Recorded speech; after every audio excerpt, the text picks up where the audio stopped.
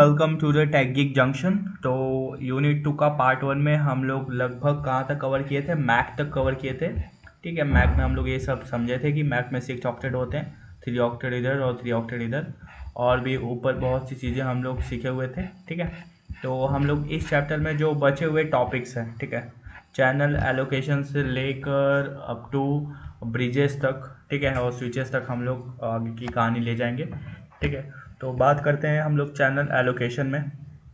तो जब multiple computers या डिवाइसेस एक ही नेटवर्क पर कनेक्ट होते हैं, ठीक है, जब मल्टीपल कंप्यूटर्स या डिवाइसेस एक ही नेटवर्क पर कनेक्ट होते हैं तो डेटा भेजने का एक सिस्टम चाहिए होता है ताकि सब एक साथ डेटा भेजने की कोशिश ना करें और कोलिजन यानी डेटा टकराने का इशू ना आए। इसीलिए चैनल एलोकेशन का कॉन्सेप्ट यूज़ होता है। ठीक है, तो अब कुछ बातें समझ में आई होंगी कि जब मल्टीपल यानी बहुत सारे कंप्यूटर जो हैं या डिवाइसेस एक ही नेटवर्क पर कनेक्ट होते हैं तो डेटा भेजने का एक सिस्टम चाहिए होता है ताकि सब एक साथ डेटा भेजने की कोशिश ना करें और कोलिजन ना इशू ना आए। इसीलिए चैनल एलोकेशन का कॉन्सेप्ट यूज़ होता है। और चैनल एलोकेशन का मतलब है नेटवर्क का बैंडविड्थ या टाइम को ऐसे डिस्ट्रीब्यूट करना कि सब डिवाइसेस एफिशिएंटली डेटा भेज सकें बिना किसी कन्फ्लिक्ट के। तो हमारे पास कुछ टाइप्स होते हैं, पहला क्या, स्टैटिक या डिनामिक। तो बात करेंगे स्टैटिक, तो स्टैटिक एलोकेशन को बात ही समझ रहे हैं आप, फिक्स टाइम स्लॉट है, ना बढ़ता ना घटता है। तो इस मेथड में नेटवर्क का बैंडविड्थ या टाइम स्लॉट फिक्स्ड होता है। ठीक है, इस मेथड में नेटवर्क का बैंडविड्थ या टाइम स्लॉट फिक्स होता है और हर डिवाइसेस को एक फिक्स टाइम स्लॉट या फ्रीक्वेंसी दी जाती है डेटा भेजने के लिए। ठीक है, तो इसमें क्या कि एक राउंड रॉबिन सिस्टम होता है जिसमें डिवाइसेस एक फिक्स्ड ऑर्डर में डेटा भेजती है, चाहे उनके पास डेटा हो या ना हो। इसका अगर और अच्छे समझना चाहें तो समझिए कि ये क्लासरूम है, ठीक है, जिसमें 5 स्टूडेंट हैं और टीचर ने डिसाइड किया कि हर स्टूडेंट को 2-2 मिनट मिलेंगे अपनी बात कहने के लिए। ठीक है, चाहे जो सी बात हो वो। ठीक है, तो चाहे उसके पास बोलने का कुछ हो या ना हो। ठीक है, अगर किसी स्टूडेंट को कुछ कहने की नहीं, मतलब कुछ कहना ही नहीं है, तो भी उसके पास 2 मिनट का स्लॉट वेस्ट हो जाएगा। ठीक है, तो हमारे पास कुछ इश्यूज आते हैं। अगर किसी डिवाइस को बहुत ज़्यादा डेटा भेजना हो तो भी उसको सिर्फ अपना फिक्स टाइम स्लॉट ही मिलता है, चाहे दूसरी डिवाइसेस तैयार हो या ना हो। ठीक है, अगर किसी डिवाइस को कुछ भी भेजना नहीं है तो उसका टाइम स्लॉट वेस्ट हो जाता है। ठीक है, वैसे ही हम लोग इसके कुछ एग्जांपल्स हैं और कॉमन मेथड्स हैं। पहला क्या, फ्रीक्वेंसी डिवीज़न मल्टीपल एक्सेस। ठीक है, एफडीएम में हर यूज़र के पास एक अपना यूनिक फ्रीक्वेंसी बैंड होता है। और टाइम डिवीज़न मल्टीपल एक्सेस मतलब हर यूज़र को अपना एक स्पेसिफिक टाइम स्लॉट अलॉट होता है। और कोड डिवीज़न मल्टीपल एक्सेस यानी हर यूज़र के पास एक यूनिक कोड होता है अपना ट्रांसमिशन करने के लिए। ठीक है, इसके एडवांटेज और डिसएडवांटेज समझ चुके हैं। अब आप बात करते हैं हम लोग डिनामिक चैनल एलोकेशन की। ठीक है, तो ये मेथड ज़्यादा एफिशिएंट है क्योंकि इसमें डिवाइसेस तभी डेटा भेजती हैं जब उनके पास कुछ भेजने को होता है। ठीक है, पहला क्या कि भाई कुछ भी नहीं है तो फिर भी तुमको टाइम फिक्स है, तुमको भेजना नहीं भेजना हमको मैटर नहीं करता है। लेकिन डिनामिक चैनल एलोकेशन में क्या होता है कि इसमें आपको डेटा भेजना ही भेजना है, अगर नहीं है तो मत भेजिए, कोई इसमें ज़बरदस्ती नहीं है। तो ये मेथड ज़्यादा एफिशिएंट है क्योंकि इसमें डिवाइसेस तभी डेटा भेजती हैं जब उनके पास कुछ भेजने को होता है। तो बैंडविड्थ वेस्ट नहीं होता है, उसमें क्या बैंडविड्थ वेस्ट हो जाती थी लेकिन इसमें बैंडविड्थ वेस्ट नहीं होता है और नेटवर्क की एफिशिएंसी बढ़ती है। तो डिनामिक एलोकेशन को 2 तरीके से मतलब इम्प्लीमेंट किया जाता है। पहला क्या, सेंट्रलाइज, और दूसरा क्या, डिसेंट्रलाइज। तो सेंट्रलाइज एलोकेशन में एक बॉस डिसाइड करेगा कि इस मेथड में एक सेंट्रल एंटिटी होती है जो से बात करें जैसे एक्सेस पॉइंट या बेस स्टेशन, जो डिसाइड करती है कि कौन कब डेटा भेजेगा। और जो डिवाइस से रिक्वेस्ट भेजती है उसको बेस स्टेशन यानी परमिशन देता है और तभी वो डेटा भेज सकती है।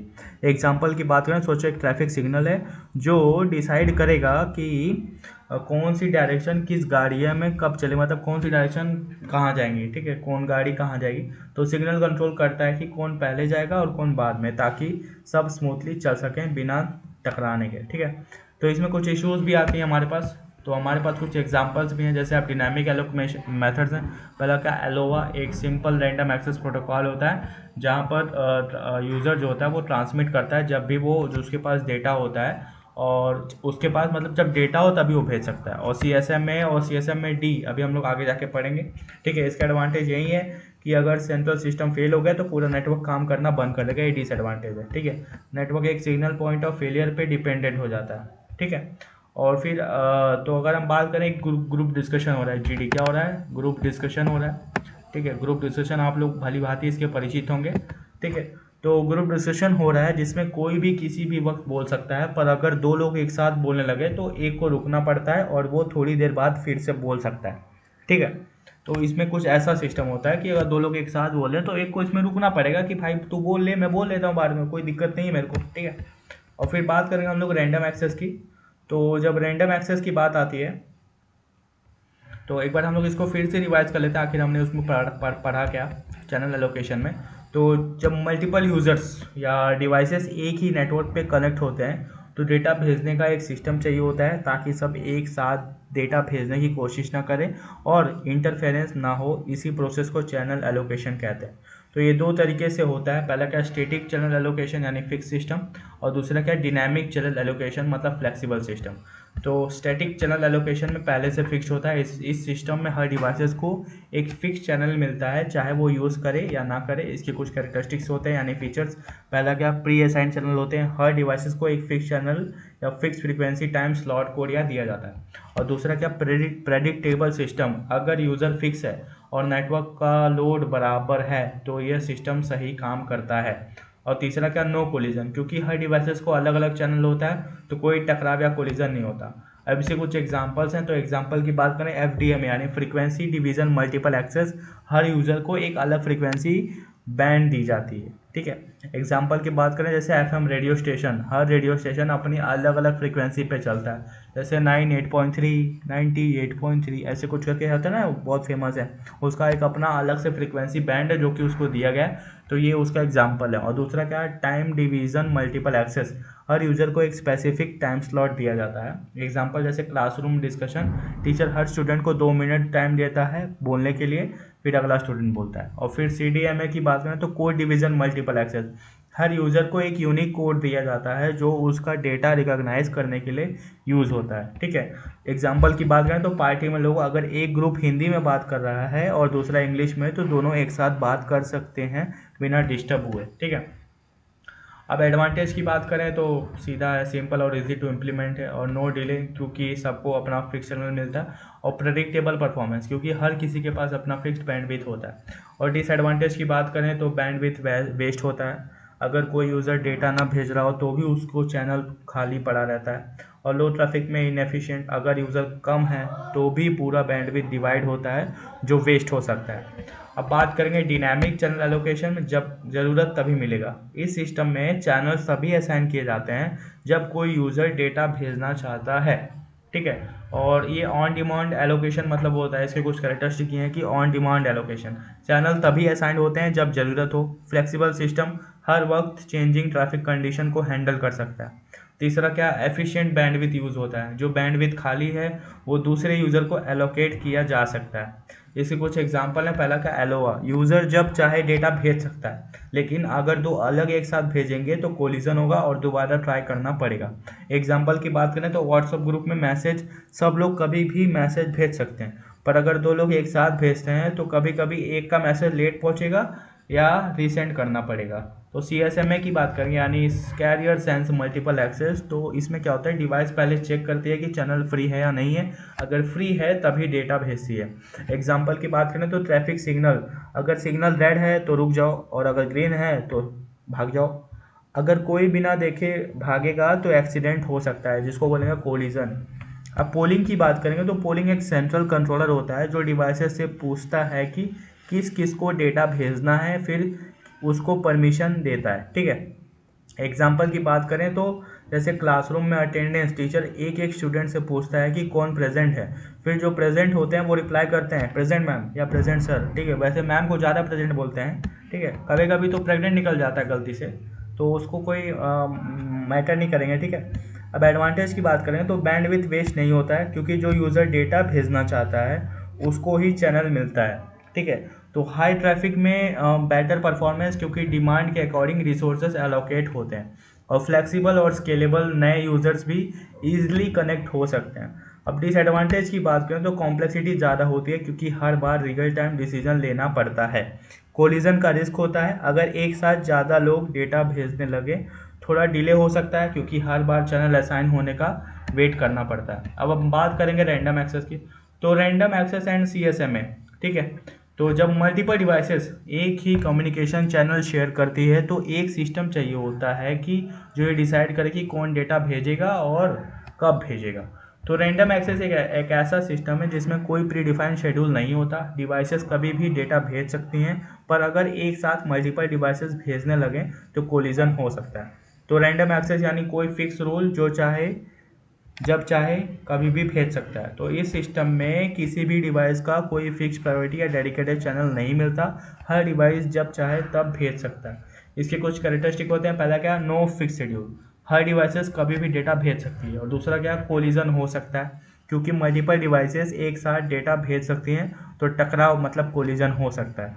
अगर कोलिजन हो तो रीट्रांसमिशन होता है, सिस्टम दोबारा ट्राई करता है जब तक डेटा सक्सेसफुली ना भेज दिया जाए।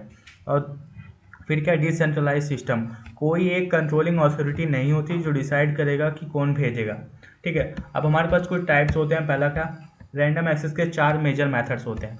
ठीक है, तो अगर हम बात करें तो पहला क्या, एलोआ। एलोआ मतलब बिना सोचे डेटा भेजना, टकराव होने पर दोबारा ट्राई करना।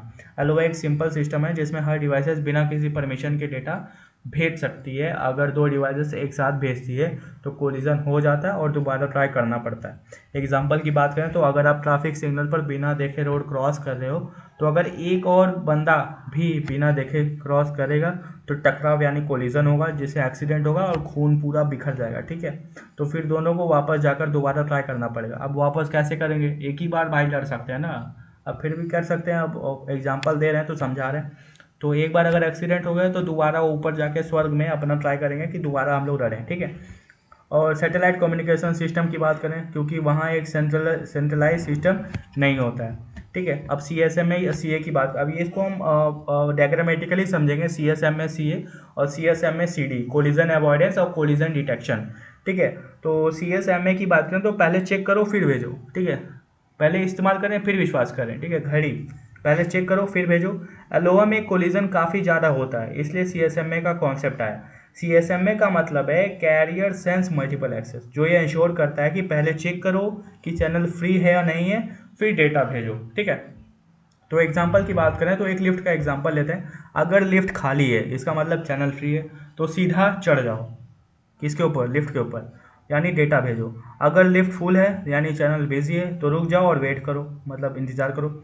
और फिर जैसे लैन नेटवर्क्स, इथरनेट, वाईफाई, ठीक है, ये सब ऐसे एग्जांपल है। और CSMA CA की बात करें मतलब कोलिजन अवॉइडेंस, तो पहले वेट करो फिर भेजो।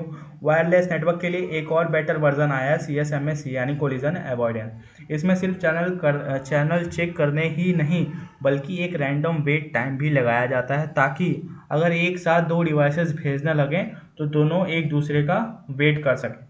एग्जाम्पल की बात करें तो क्लासरूम डिस्कशन लो, तो एक स्टूडेंट बात कर रहा है, चैनल बिजी है, तो दूसरा स्टूडेंट रुक जाता है, वेट करता है। फिर जब पहला स्टूडेंट चुप होता है तो दूसरा एक छोटा पॉज लेता है और फिर बोलता है। और ठीक है, जैसे और बात करें तो वाईफाई नेटवर्क्स और ब्लूटूथ और भी इसके एग्जाम्पल है। अब CSMA CD में क्या होता है, ठीक है, जैसे कि आप देख रहे हैं तो CSMA CD में क्या होता है, मतलब कोलिजन डिटेक्शन में, तो कोलिजन डिटेक्शन अगर टकराव हो जाए तो डेटा वापस भेजो, या वायर्ड नेटवर्क्स ईथरनेट में यूज़ होता है। तो CSMA CD का काम है कि अगर किसी वजह से एक साथ 2 डिवाइसेस ना डेटा भेज दिए और टकराव हो गया तो वो इसे डिटेक्ट करके डेटा दोबारा भेजने का सिस्टम है। एग्जांपल, 2 गाड़ियाँ एक ही लेन में अपोजिट डायरेक्शन से आ रही हैं तो कोलिजन हो गया, यानी एक्सीडेंट हो गया। कोलिजन डिटेक्ट होता है, गाड़ियाँ रुक जाती हैं, एक गाड़ी पीछे होती है और दूसरी पहले निकलती है, यानी बैक ऑफ मैकेनिज्म।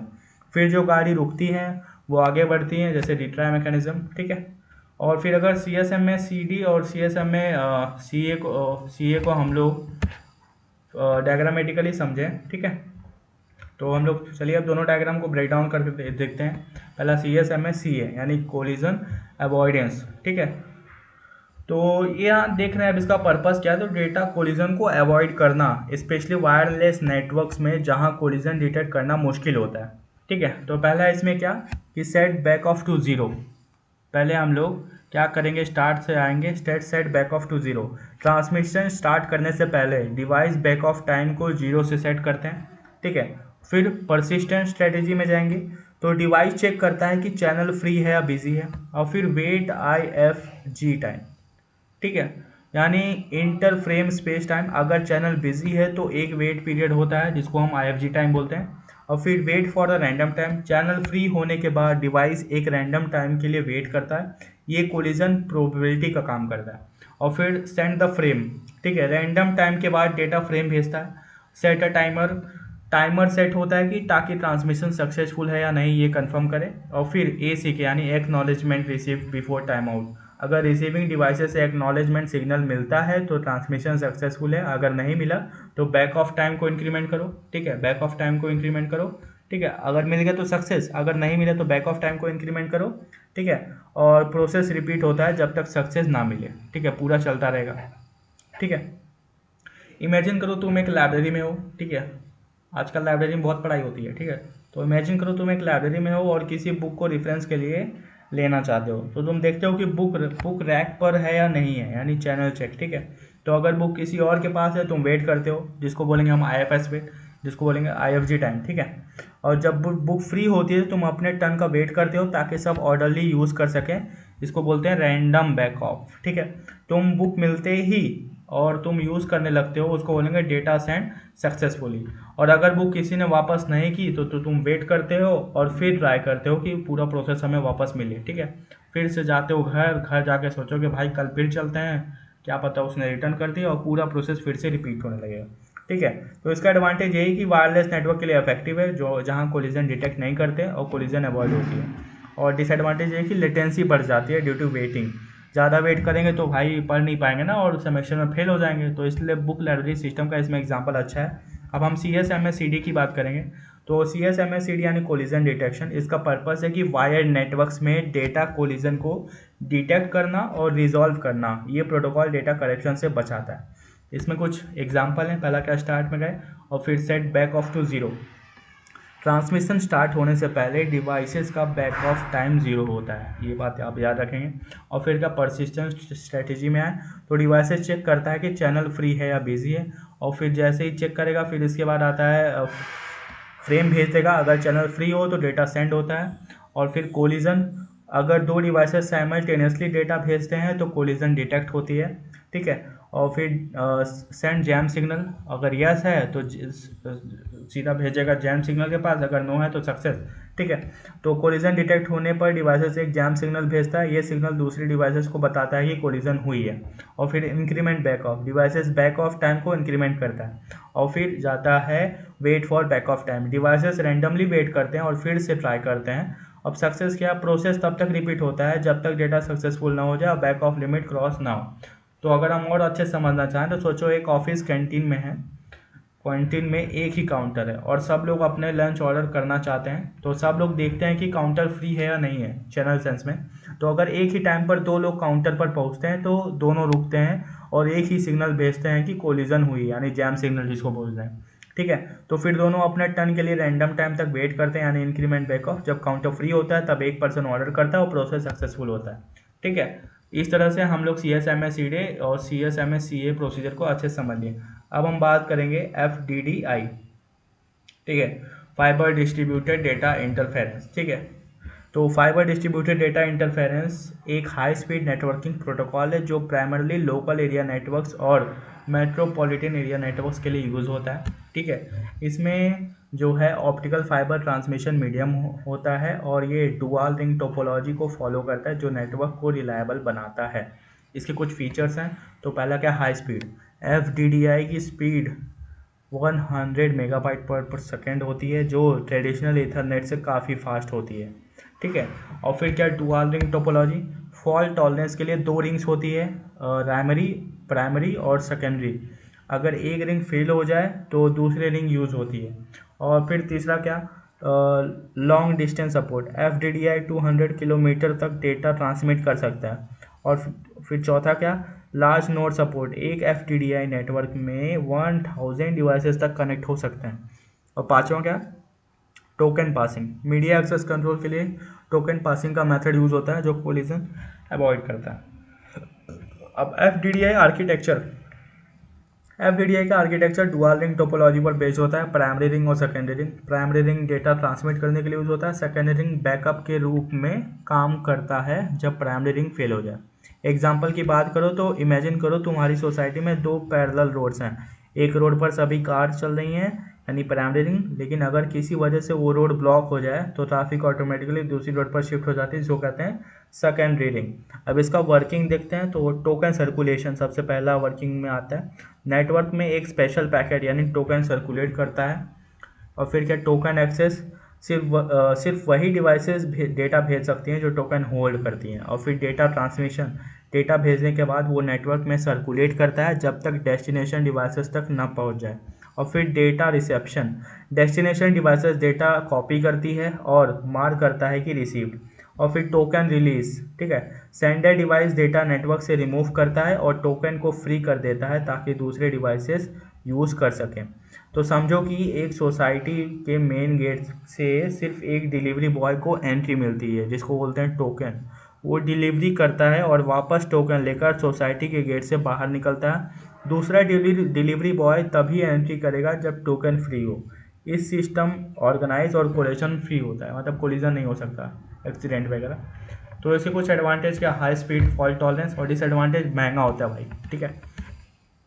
अब हम बात करेंगे, यहाँ पर एक डायग्राम दिखाया गया है, वो fibre distributed data interference frame को रिप्रेजेंट करता है। तो एफडीडीआई फ्रेम का फॉर्मेट टोकन रिंग फ्रेम के सिमिलर होता है और दो मेन पार्ट्स में डिवाइड होता है, डेटा फ्रेम और टोकन। ये डेटा फ्रेम है और टोकन है। तो डेटा फ्रेम जब डेटा ट्रांसफ़र किया जाता है, और टोकन मतलब जब कोई डिवाइसेस नेटवर्क के मीडियम को एक्सेस करने की परमिशन मांगता है।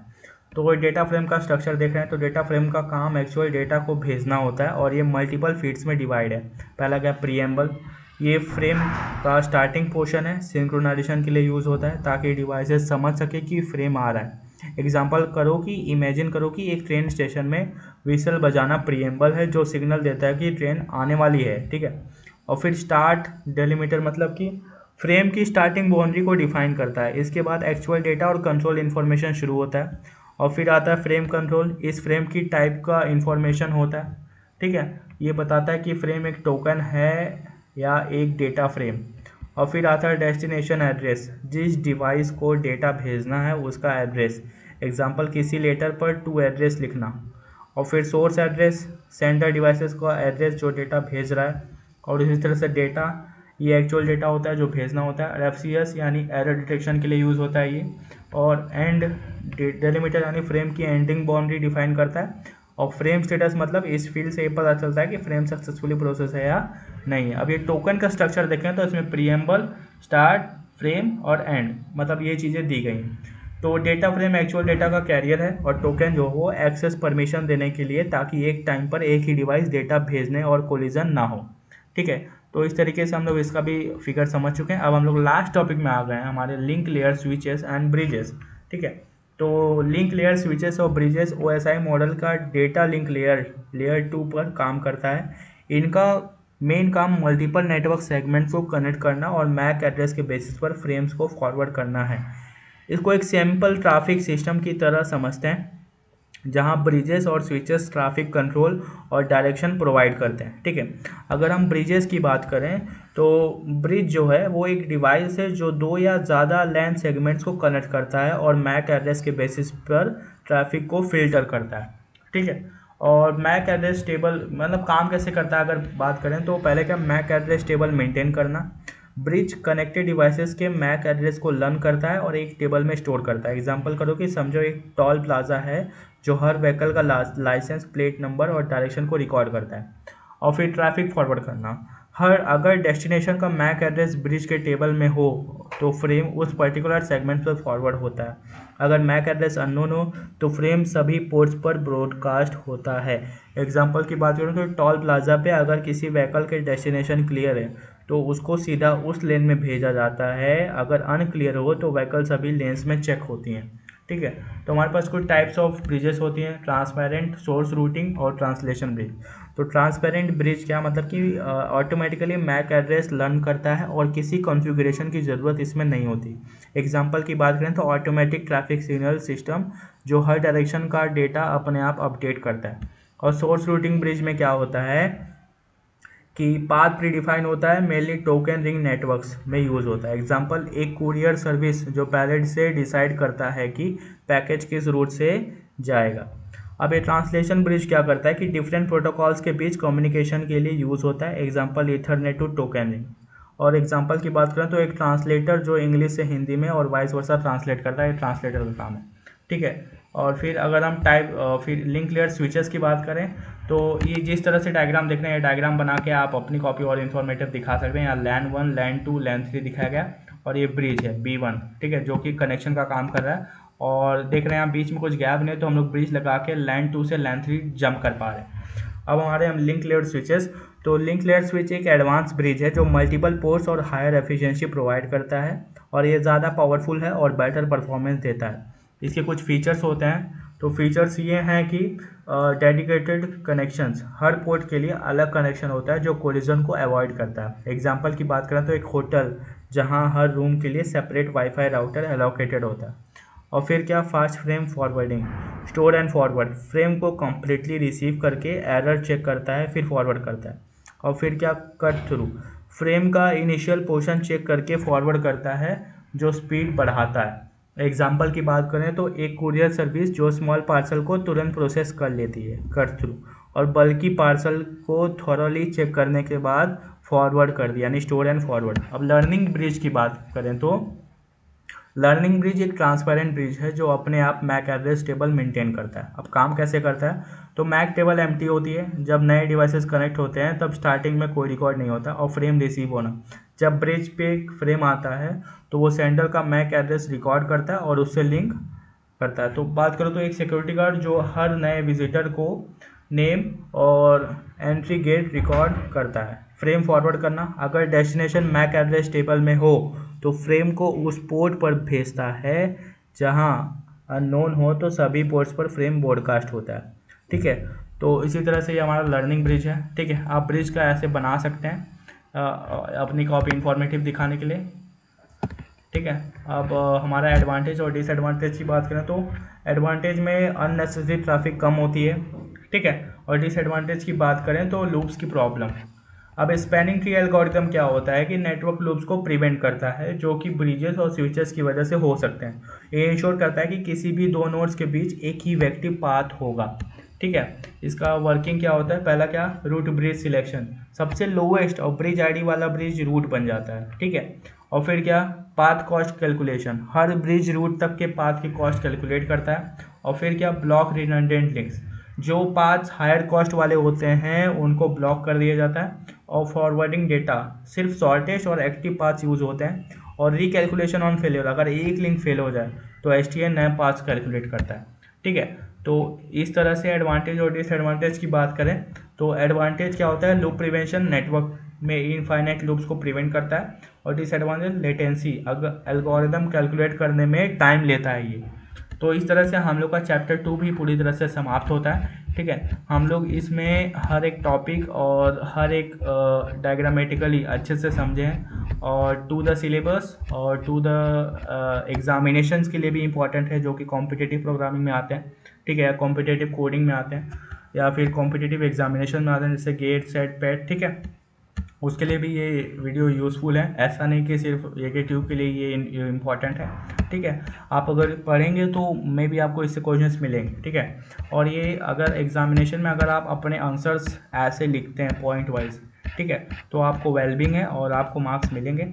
और इसके नोट्स जो है वो हमारे डिस्क्रिप्शन बॉक्स में आपको मिल जाएंगे।